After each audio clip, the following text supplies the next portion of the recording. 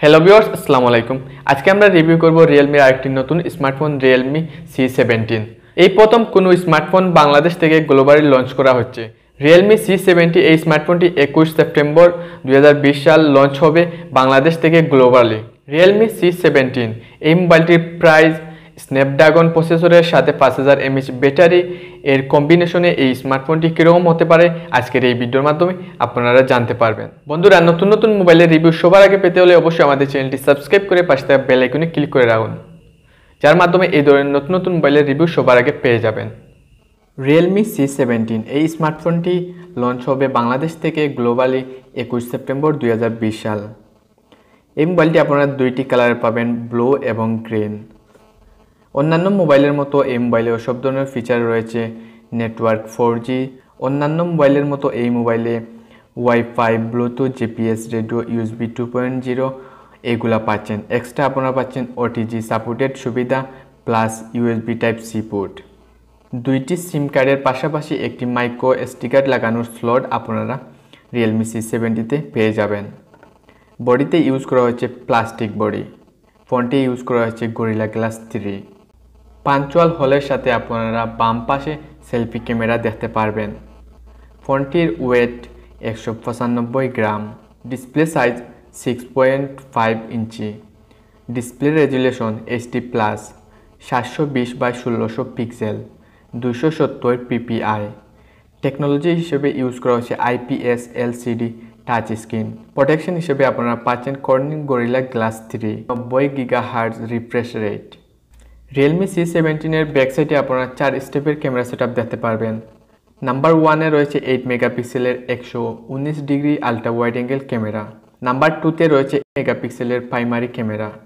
Number 3-তে রয়েছে 2 মেগাপিক্সেলের micro lens. Number 4-এ রয়েছে 2 মেগাপিক্সেলের ওয়াইড অ্যাঙ্গেল লেন্স। ব্যাক ক্যামেরার মাধ্যমে আপনারা 1080তে ভিডিও রেকর্ড করতে পারবেন। ফোনটি ইউজ করা হচ্ছে 8 মেগাপিক্সেলের সেলফি ক্যামেরা, যার সাহায্যে আপনারা 1080তে ভিডিও রেকর্ড করতে পারবেন। Realme C70তে ব্যাটারি ইউজ করা হচ্ছে lithium polymer 5000 mAh battery. 5000 mAh ব্যাটারিকে চার্জ করার জন্য ইউজ করা হচ্ছে 18 ওয়াটের ফাস্ট চার্জিং। Realme C17-এ অপারেটিং সিস্টেম হিসেবে ইউজ করা হয়েছে Android 10, যার লঞ্চ হবে Realme UI 1.0-র মাধ্যমে।